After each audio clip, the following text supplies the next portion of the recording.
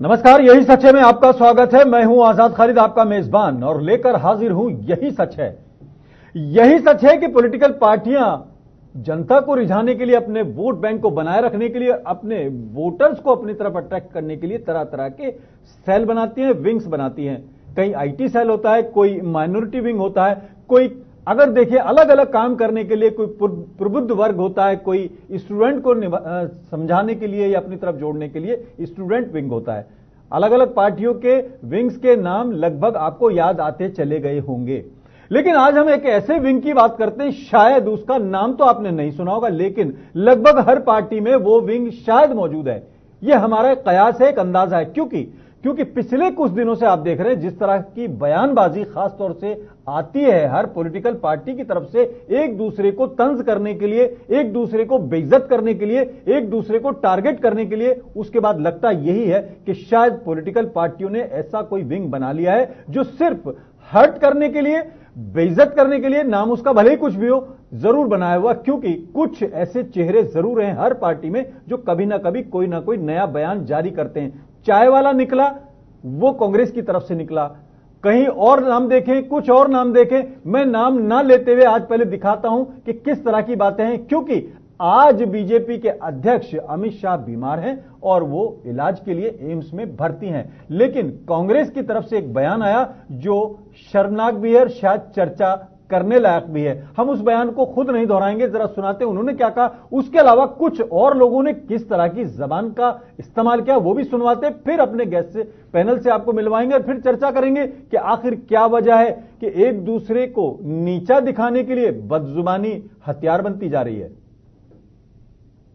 ಗಾಬರಿ ಆಗಿ ಜ್ವರ ಬಂದಿದೆ. ಜ್ವರ ಅಂದ್ರೆ ಕಮ್ಮಿ ಜ್ವರ ಅಲ್ಲ, ಅದು ಹಂದಿ ಜ್ವರ ಅಂತ ಹೇಳ್ತಾರೆ, ಸ್ವೈನ್ ಫ್ಲೂ ಅಂತ ಹೇಳ್ತಾರೆ. ಕರ್ನಾಟಕ ರಾಜ್ಯದ ಸರ್ಕಾರವನ್ನು ಕೆಡವಲು ಪ್ರಯತ್ನ ಮಾಡಿದ್ರೆ ಕೇವಲ ಹಂದಿ ಜ್ವರ ಅಲ್ಲ, ನಿಮಗೆ ವಾಂತಿ ಭೇದಿ ರೋಗವು ಸಹ ಬರುತ್ತೆ ಅನ್ನೋದನ್ನ ಬಹಳ ಚೆನ್ನಾಗಿ ತಿಳಿದುಕೊಳ್ಳಿ।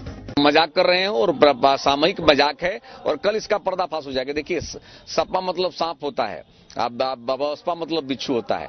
सांप और बिच्छू का जोड़ा समाज को प्रताड़ना और संकट डालने वाला ही होगा, डंस मारने वाला ही होगा, काटने वाला ही होगा। तुम्हें कौन कल तक जानता था देश का प्रधानमंत्री बनने के पहले?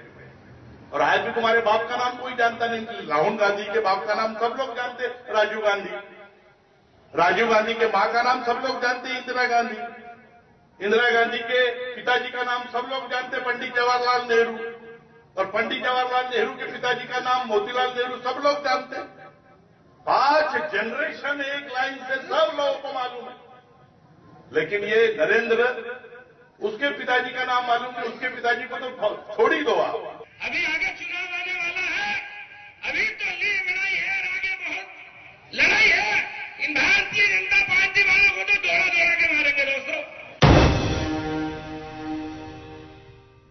सपा सांप, बीएसपी बिच्छू, और बीएसपी के नेता कह रहे हैं कि भाजपा वालों को दौड़ा दौड़ा के मारेंगे, भाजपा वाले कह रहे हैं कुछ, कोई कुछ कह रहा है। ये तमाम चीजें अगर देखा जाए तो इसमें आम वोटर को देने के लिए इनके पास क्या है, और क्या ये बदजुबानी ही शायद अब आहिस्ता आहिस्ता और तेज होगी, क्योंकि 2014 के चुनाव में भी कब्रिस्तान, शमशान और तमाम तरह के बयानों के साथ साथ बदजुबानी अपने पीक पर थी।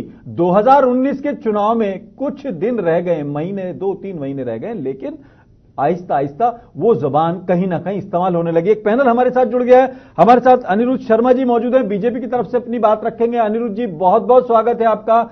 और हमारे साथ अनुज आत्रे जी हैं, कांग्रेस की तरफ से अपनी बात रखेंगे, दिल्ली स्टूडियो में मौजूद हैं। आत्रे साहब, आपका बहुत बहुत स्वागत है। इसरार सैफी साहब मौजूद हैं हमारे साथ, प्रगतिशील समाजवादी पार्टी की तरफ से अपनी बात रखेंगे, बहुत बहुत खैर मकदम है आपका इसरार साहब। और ऋषि मिश्रा जी, पॉलिटिकल एक्सपर्ट है, हमारे साथ दिल्ली स्टूडियो में मौजूद है, बहुत बहुत स्वागत है आपका ऋषि मिश्रा जी।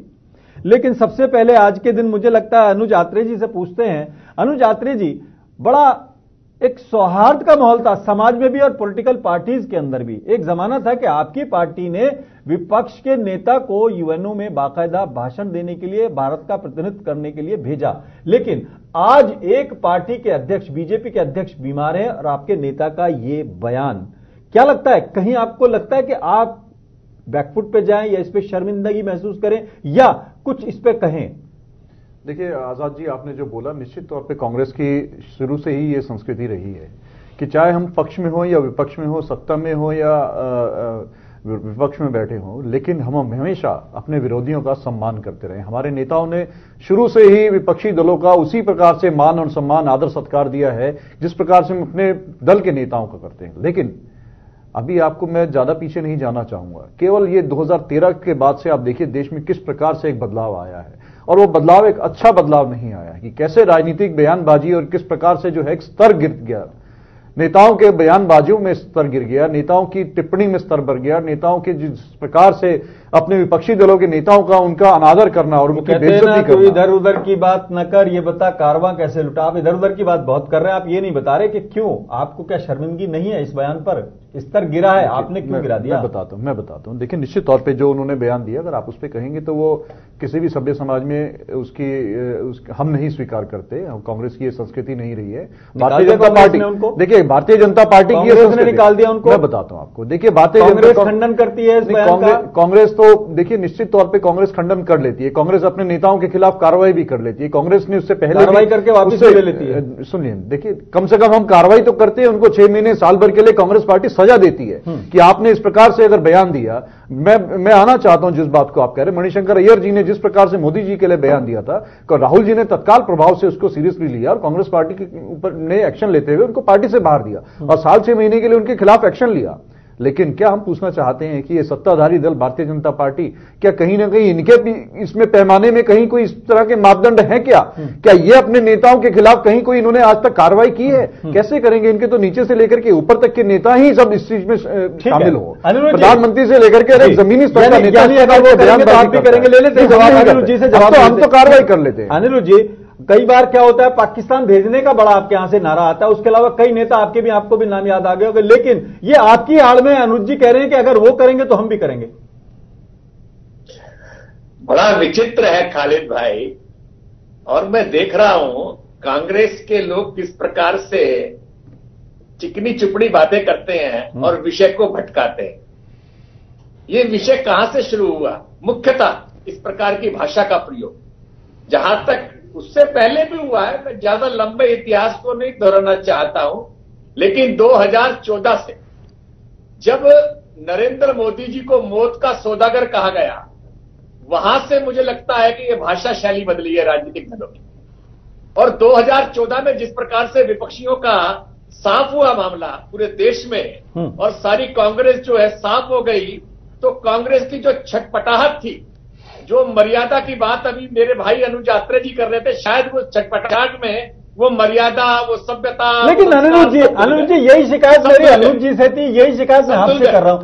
आपसे हम पूछ रहे हैं, आप पाकिस्तान भेजने का ठेका लिए बाकायदा वीजा लेके घूमते रहते हैं कि इसको भेजो इसको भेजो, ये कर रहे हैं, गलत कर रहे हैं, आप कर रहे हैं, आप गलत कर रहे हैं, लेकिन कोई गलत मान क्यों नहीं रहा कि हम गलत कर रहे हैं?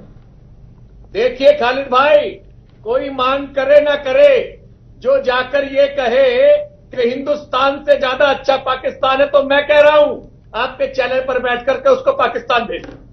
जिसको इस देश में दर्द होता है, जो इस देश के अंदर सब समझता है कि मेरी स्वतंत्रता छिन रही है, जिसको ये दर्द है कि मुझे दबाया जा रहा है, जिसको ये दर्द है मैं सुरक्षित नहीं है, तो वो इस देश को छोड़कर पाकिस्तान क्या अमेरिका चला जाए, दुबई चला जाए और किसी कंट्री में चला जाए, क्या बुराई है कहने में? जिसको इस देश में रहने से दर्द हो रहा है, दुख हो रहा है।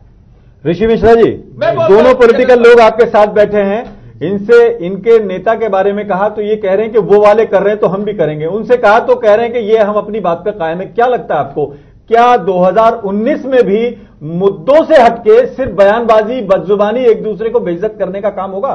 देखिए, सर्वप्रथम मैं आपके चैनल के माध्यम से अमित शाह जी के जल्द स्वस्थ होने की कामना करता हूं, और अमित शाह जी जल्द स्वस्थ हों और राजनीति में आए, ये हमारी कामना है। लेकिन जिस प्रकार से बिलो द बेल्ट आजकल राजनीतिक पार्टियों के नेताओं के द्वारा बयानबाजी की जाती है, ये भारत के लोकतंत्र के लिए सही नहीं है, चाहे कांग्रेस की तरफ से हो या बीजेपी की तरफ से हो। जिस प्रकार से बीके हरिप्रसाद इतने सीनियर लीडर हैं, कर्नाटका से बिलोंग करते हैं, और कर्नाटका में जिस प्रकार से बीजेपी की तरफ से हॉर्स ट्रेडिंग का जो कांग्रेस आरोप लगा रही है, उसके पीड़ा में आके उन्होंने अपनी जबान से जो बयानबाजी की है उसकी निंदा कांग्रेस को करना चाहिए, और कांग्रेस को उनके बयान से बिल्कुल दूरी बनाना चाहिए कि इस प्रकार का जो लोकतंत्र में इस प्रकार का भाषा नहीं चलेगा। लेकिन आप इतिहास देखेंगे बीजेपी के नेताओं का भी या कांग्रेस के नेताओं का, दोनों तरफ से इस प्रकार का बराबर बयानबाजी किया गया है। आपको याद होगा जब कांग्रेस के मणिशंकर अय्यर ने नरेंद्र मोदी जी के लिए चाय वाला बोला था, तो उसी टाइम परेश रावल ने सोनिया गांधी के लिए बार वाला बोल के संबोधन किया था, ट्वीट किया था कि चाय वाला वर्सेस बार वाला। क्या आप एक भारत की बहू को, सोनिया गांधी एक भारत की बहू है, स्वर्गीय राजीव गांधी की पत्नी है और कांग्रेस के उस समय अध्यक्षा थी, तो क्या कांग्रेस अध्यक्ष के लिए बार वाला जैसे शब्दों का इस्तेमाल करना कहां तक जायज था? सोनिया गांधी के लिए सोनिया गांधी के लिए जर्सी गाय का, राहुल गांधी के लिए बछड़े का इस्तेमाल, चाहे कांग्रेस की तरफ से जो बयानबाजी हुई है, जैसे सहारनपुर के जो नेता हैं इमरान मसूद जी हैं, उन्होंने कहा प्रधानमंत्री के टुकड़े टुकड़े कर देंगे, इस प्रकार का बयानबाजी। चाहे अमित मालवीय का क्या बयान, नेहरू जी अपने भांजी के साथ फोटो खिंचा रही हैं और यानी ये तमाम आरोप है जो हमें बताते हुए भी अच्छा नहीं लग रहा है। मैं कंप्लीट कर लूं। नेहरू जी अपनी भांजी के साथ हैं और इनके जो आईटी सेल के अध्यक्ष अमित मालवीय कहते हैं कि देखिए नेहरू जी अपने गर्लफ्रेंड के साथ हैं। तो एक भारत के प्रथम प्रधानमंत्री के लिए इस प्रकार से बीजेपी के आईटी सेल के मुखिया का इस प्रकार का टिप्पणी और उस पर माफी भी नहीं मांगना, परेश रावल आज तक माफी नहीं मांगे, न अमित मालवीय मांगे, या मैं कह रहा हूं ये जो बयान अमित शाह के लिए आया है उसके लिए भी उनको जो है माफी मांगना चाहिए बीके हरिप्रसाद को। तो मैं एक लाइन कंप्लीट करूंगा कि भारत के लोकतंत्र की राजनीति इतनी अच्छी है कि आप यदि इस प्रकार के बयानबाजी से बचें, यदि आप एक दूसरे से कुछ समय बाद मिलते हैं तो आंख मिलाने की ये रहना चाहिए कि यानी दुश्मनी जमकर करो, लेकिन देखिए कभी दोस्त हो जाए तो मतभेद होना चाहिए, मतभेद होना चाहिए, मनभेद नहीं होना चाहिए, मेरा कहना। ठीक है, हमारे साथ इसरार सैफी साहब मौजूद हैं। अभी पार्टी शुरू हुई है, हालांकि नेता इनके पुराने हैं। आज इनके नेता सकलडिया में यूपी के अंदर एक जगह भाषण दे रहे थे। उन्होंने कहा कि मेरे ऊपर यौन शोषण के आरोप लगे और जब हम नार्को टेस्ट के लिए गए तो वो पीछे हट गई। लेकिन अगर पूरे भाषण को देखेंगे तो उनके बयान भी बहुत ज्यादा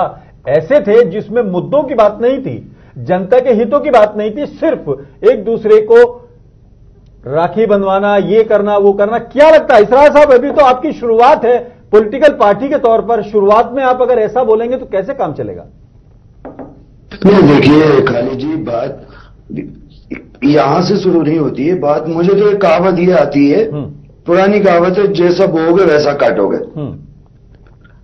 हमें तो ये मालूम है कि जैसा बोओगे वैसा काटोगे। अभी आप देख लीजिए हमारे देश के प्रधानमंत्री क्या कहते हैं। प्रधानमंत्री कहते हैं हमारे के साथ ये कब्रिस्तान, मस्जिद, इस चीज को लेके हमारे प्रदेश के मुखिया जो है, मुख्यमंत्री, ये कहते हैं। तो ये सारी चीजें जो है आपके पार्टी के जो मुखिया हैं शिवपाल यादव, एक महिला पत्रकार से बात करते हुए मुझे याद है पूरी तरह से, मैं कॉन्शियस में याद है कि शिवपाल जी ने कहा आप बहुत सुंदर लग रही हो, अखिलेश आपको देखेगा तो भी खुश हो जाएगा। जब आप महिलाओं का सम्मान नहीं करते हैं, तो जब आपके खुद के घर शीशे के हैं तो दूसरे पर पत्थर क्यों फेंक रहे हैं आप? आपके शिवपाल यादव का देखिए, अंजना ओम कश्यप को क्या कहा था, मैं नाम भी ले रहा हूं, पूरा कॉन्फिडेंस के साथ नाम ले रहा हूं कि अंजना ओम कश्यप से किस प्रकार का बर्ताव शिवपाल जी ने किया था। जी देखिए ये अपने जो राष्ट्रीय अध्यक्ष जी की बात है। राष्ट्रीय अध्यक्ष जी ने अभी बहन जी के लिए जो कुछ भी बोला था वो आपने सुना होगा। यस भी बोल दिया था। ठीक है, यानी एक दूसरे के ऊपर उठाने से पहले बात को जो जी नहीं, बात को तोड़ मरोड़ के उसको पेश किया गया, ऐसा कुछ नहीं। अच्छा, आप पूरी बात पर नहीं जाए तो मतलब आप जस्टिफाई करते हैं इस तरह की बयानबाजी को, अगर और कोई करेगा तो आप भी करेंगे?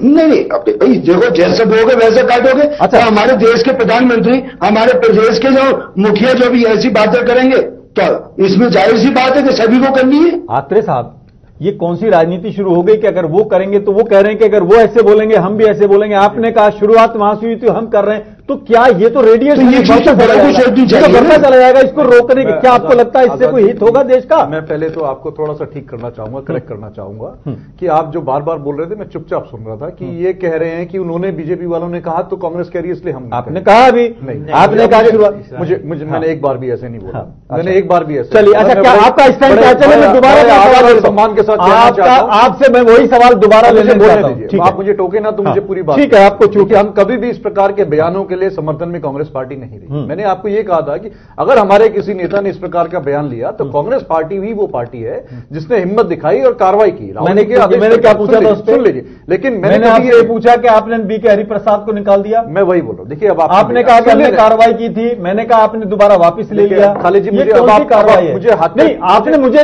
सही किया तो मैं आपकी बात का स्वागत कर रहा हूं, लेकिन मैंने उसी के बाद कहा, आपने मुझे कहा कि थोड़ा सा आप बोलने दीजिए, बीच में ना टोके तो बोलने दीजिए। निश्चित तौर पे देखिए, पहले सबसे पहली बात तो ये कि अगर हम बीके हरिप्रसाद जी की अगर पूरी उनकी बात पर जाएं तो थोड़ा सा उस पर गौर कीजिए। उन्होंने किया, निश्चित तौर पे उनका शब्दों का चयन हम उचित नहीं मानते, लेकिन उन्होंने कहीं ना कहीं जो अमित शाह जी को गंभीर बीमारी है, स्वाइन फ्लू की बीमारी के विस्तार करके पूर्वक बताया कि स्वाइन फ्लू क्या, कहीं ना कहीं उन्होंने बोला कि देखिए नहीं कहेंगे, सुन लीजिए, बीच में ना बोलिए, मैं बीच में नहीं बोलता हूं। देखिए, ये हंसी का विषय नहीं है, ये हंसी का विषय नहीं है। हम लोग बहुत गंभीर लोग हैं, हम लोग तो वो लोग हैं। देखिए, ये बीच में ना बोले, आप थोड़ा सा सुन लीजिए अनिरुद्ध जी, सुन लीजिए। हम लोग बहुत गंभीर है। हमारी तो वो पार्टी है जिनके ऊपर हमारी तो वो पार्टी है जिसके ऊपर आपके नेता लोग आरोप लगाते हैं कि ये लोग तो मौन रहते हैं। और आपको ध्यान दिलाना चाहूंगा कि हमारे मौन नेताओं ने, जैसे मनमोहन सिंह जी के नेता लोगों के मौन ने वो काम कर दिया देश में विकास का, कि आप लोगों के शोर ने वो काम नहीं कर पाया। आप तो शोर मचाने वाली पार्टी है। अगर आपके नेताओं के बयान पे अगर हम जाएंगे, हम तो वो पार्टी है कि राहुल जी सबसे पहले अटल जी जब हॉस्पिटल में एडमिट हुए थे बीमारी को लेकर के, हम तो देखते नहीं, हम तो कोई अनजान आदमी भी होता है तो उसकी बीमारी को लेकर गंभीर होते हैं। तो अगर कोई नेता बीमार हुआ है, निश्चित तौर से कांग्रेस का परंपरा रहा है। राहुल जी तो अटल जी को देखने के लिए सबसे पहले ऑल इंडिया पहुंचे थे। आपके नेता तो उसके बाद दिखावा करने के लिए, जो इवेंट करने के लिए वहां पहुंचे, लेकिन राहुल जी तो वहां पहुंचे सबसे पहले जब सुषमा स्वराज जी ने अपने किडनी ट्रांसप्लांट कराया, तो राहुल जी उनको देखने के लिए अस्पताल गए।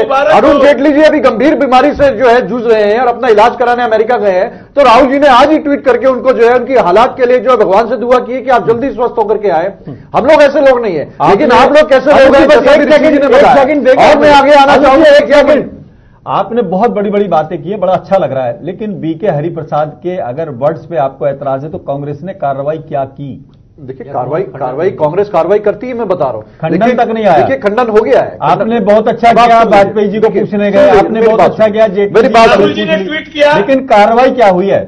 देखिए, कार्रवाई तो निश्चित तौर पे कांग्रेस से ही अपेक्षा की जाती है कि कांग्रेस अपने नेताओं पे कार्रवाई करती है, लेकिन भारतीय जनता पार्टी जो परेश रावल जैसे उनको इनाम में सांसद का टिकट देती है, जब वो किसी दूसरी राष्ट्रीय अध्यक्ष को जो है राष्ट्रीय पार्टी के अध्यक्षों को बाहर डाला कहते हैं, जो बाहर डांसर बोलते हैं, तो भारतीय जनता पार्टी कार्रवाई करने का इनाम देती है। और मैं बताऊं अगर गिरिराज सिंह जी की अगर ऊपर बात पे जाए, जो जिनको मंत्री पद का दर्जा दिया और मंत्री बनाया केंद्र सरकार ने, उनको एमपी बनाया। गिरिराज जी ने कहा था कि अगर सोनिया गांधी गोरी चमड़ी का ना होते तो कांग्रेस के लोग उनको स्वीकार नहीं करते। आप लोग कौन सी कार्रवाई करते हैं? आप तो इनाम देते हैं। कांग्रेस पार्टी कार्रवाई करती है। इनके अभी जो कुपात्रा है, इनके संबित पात्रा, वो ना जाने क्या क्या जाकर के आज तमाम डिबेट में जाकर कहीं डकैत बोलते हैं, कहीं पप्पू बोलते हैं, कहीं कुछ बोलते हैं। लेकिन शुरुआत में आपने कुपात्रा बोल दिया, नहीं बोला। देखिए, अभी आपने बोला कुपात्रा, जो कुपात्र इस देश में बोला। अभी आपके बस्ती के सांसद कह रहे थे कि 50 लाख की गर्लफ्रेंड मोदी जी बोलते हैं। बस्ती के सांसद हरीश द्विवेदी कह रहे थे, प्रधानमंत्री पद पर रहते हुए उनको आपका नंबर आ गया है, मैं आपका ही सवाल ले रहा हूं।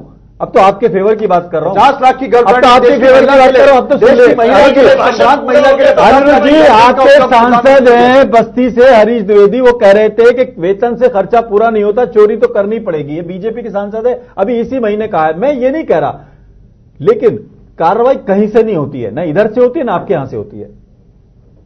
देखिए खालिद भाई, अभी बड़ी बड़ी बातें कर रहे थे कि अरुण जेटली जी को ट्वीट किया। अरे अटल जी को देखने गए थे, सुषमा जी को देखने गए थे, और उससे पहले जब अटल जी बीमार रहे, अडवाणी जी रहे, हमारे नेता जाते रहे, आप गए थे, वही उसी को कह रहे, तारीफ कर रहे हैं। और इनको तो खालिद भाई शौचालय में, इनको सनालय में, इनको सोते शौचालय में तो भ्रष्टाचार किया, शौचालय तक का पैसा खा गए आप लोगों ने, तो शौचालय भी नहीं छोड़ा। नरेंद्र मोदी कम से कम शौच को छोड़ देते, आप तो शौच भी खा गए। और ये लोग जो है केवल नरेंद्र मोदी जी को टारगेट बनाते हैं, और सबसे ज्यादा घपलेबाजी करने वाली ये पार्टी है, भ्रष्टाचार में लिप्त होने वाली पार्टी ये है। और आज इनकी जो छटपटाहट है वो इनकी भाषा में आ गई है। राफेल में जो भ्रष्टाचार हुआ है उस पर जवाब दे दीजिए, नोटबंदी में जो भ्रष्टाचार हुआ उसमें जवाब दे दीजिए। आपके तो उद्धव ठाकरे कहते हैं जो ये किसानों का जो फसल बीमा हुआ है, ये सबसे बड़ा भ्रष्टाचार, सबसे बड़ा लूट का केंद्र हुआ है। आपके तो नेता, आपके तो मंत्री कहते हैं जो आपकी पार्टी में, वो बोलते हैं कि चौकीदार चोर है। उद्धव ठाकरे के बयान है जो आपके सहयोगी हैं। जिनके नेता जमानत पे छूटे हुए। अरे आप अपने नेताओं को तो जवाब दे दीजिए, क्यों नहीं उनके नेताओं को मंत्री पद से बात सरकार में बैठे हैं, जो सरकार की जानकारी लगते हैं, वो आप करके अगर बात तब तो स्वीकार करना पड़ेगा। आप राजनीति में पुराने हैं, लेकिन आपकी पार्टी नहीं है। दोनों पार्टियों को देखकर ही लोग रास्ता बनाते हैं। आपको क्या लगता है कौन से रास्ते पर चलेंगे? बड़े बड़े बोल मत बोलो, जमानत पे हो आप लोग। जेल में आपको ये भाषा शोभा नहीं देती। कार्रवाई क्यों नहीं कर रहे हैं? आप तो चोर है, चौकीदार हमने तो चोर है आपकी शिवसेना, आपका जो सरकार में आपके सहयोगी है शिवसेना, जो मंत्रियों बने बैठे हैं और जो सरकार का खेल देख रहे हैं, वो कहते हैं सरकार चोर है, चौकीदार चोर है। आपकी उत्तर प्रदेश सरकार में मंत्रियों प्रकाश राजभर कहते हैं ले लेते भारतीय जनता पार्टी इसरार जैदी साहब आपको आधार पर तो कह रहे होंगे ना, किसी सभी को तथ्य के आधार पर कह रहे होंगे। आप बंद कीजिए शिवसेना के प्रमुख को, उद्धव ठाकरे को जेल में डालिए। पड़ेगा। अरे जेल में डालिए उद्धव ठाकरे को, अगर वो झूठ बोल रहे हैं तो। आप उद्धव ठाकरे को जेल में क्यों नहीं डालते हैं? या तो उनको बोलिए वो सच बोल रहे हैं, या कहे वो झूठ बोल रहे हैं। जो जमानत पर है, ठीक है अनिल जी, अगर जमानत पर है वो कानूनी प्रक्रिया है, आप उसको कराइए, वो आपका प्रेरोगेटिव है। अभी तक कोई कार्रवाई करी है? हाँ जी, छोड़ेगा नहीं। इसरार से भी जी आपकी मैं कह रहा हूं अभी साक्षी महाराज ने। हाँ जी हाँ बताएं। जी बताइए। आप साक्षी महाराज का जिक्र कर रहे थे। मैं कह रहा था साक्षी महाराज जी ने कितनी दफा इतने विवादित बयान दिए हैं, क्या आज तक इनकी पार्टी ने कोई या किसी भी सांसद के ऊपर कोई कार्रवाई करी है? इतने सांसदों ने इतने विवादित बयान दिए, उल्टा इनाम मिला नहीं, भाजपा के यहाँ इनाम मिलता है, कार्रवाई नहीं देखिए कार्रवाई कांग्रेस करती है, बीजेपी के यहाँ इनाम की प्रचलन है कि आप उल्टा सीधा बयान दो। बीजेपी तो करती नहीं है, बीजेपी तो करती नहीं है। एमपी का टिकट पाओ, मंत्री बनो, लाल बत्ती लो, ये भाजपा का वो है चलन है। हाँ जी, अरे जी बिल्कुल।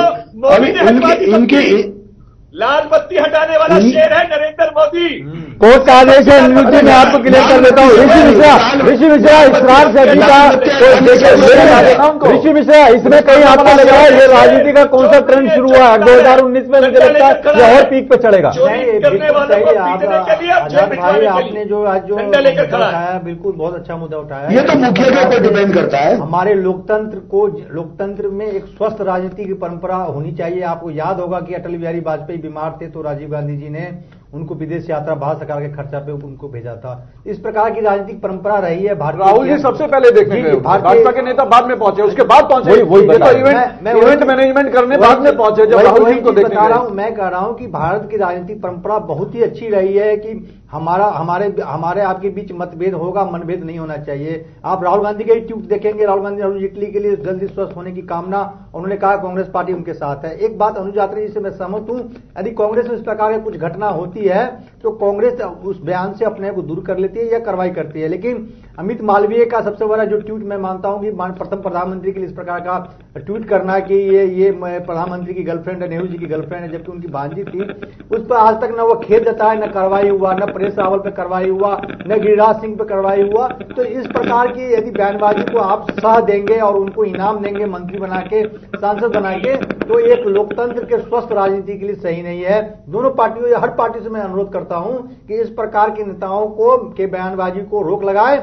और यदि ये नहीं रोक लगाते तो उनको पार्टी से बाहर। अनिरुद्ध जी, दिक्कत यह है कि बहुत दिनों बाद अगर देखें, बहुत संघर्ष के बाद आप सत्ता में आए अनिरुद्ध जी, और कांग्रेस की कमियां थी जिसकी वजह से जनता ने उसको बाहर किया और विपक्ष की भूमिका निभाने के लिए भी सीटें नहीं दी। आपको पूर्ण बहुमत की सरकार बनी और सबसे ज्यादा बड़ी पार्टी के तौर पर आप उभरे। लेकिन आप देखिए इस दौरान आपने जिस तरह के बयान आए आपके खेमे से, वो अपने आप में बहुत गंभीर हैं। हालांकि कुछ बयान तो ऐसे थे जो बड़े अजीब लगते थे, ऐसा लगता है जर्सी गाय। हाँ, और भी चीजें हैं, के लिए महिला की जर्सी, इवन हनुमान जी की जात तक बताने पर अब चीजें आ गई और चीज आ गई। कहने का मतलब यह है कि अगर जनता के हितों के लिए सरकार बनती है और इस तरह के विवादों में फंसती है तो यकीनन उसका पार्टी को खुद को भी लॉस होता है। क्या पार्टी इस पर मंथन नहीं करती, या एक पीछे पर्दे के पीछे कोई ऐसा सेल बना हुआ है कि इस तरह के बयान करने वालों को, इस तरह के बयान देने वालों को प्रमोट किया जाए?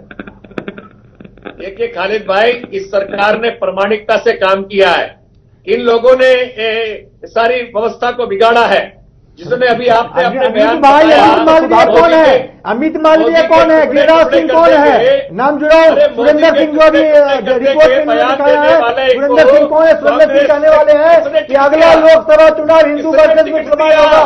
क्या आप भारत के करना चाहते हैं? पार्टी से चुनाव लड़ा, जिसने ये कहा मोदी के टुकड़े टुकड़े कर तुरंत देंगे। उस समय कांग्रेस में नहीं था। इसका जवाब प्रधानमंत्री के बारे में कांग्रेस में नहीं था इमरान मसूद। कौन पुरस्कार देता है? इमरान मसूद कांग्रेस में नहीं था। कौन टिकट देता है? कौन चुनाव लड़ाता है?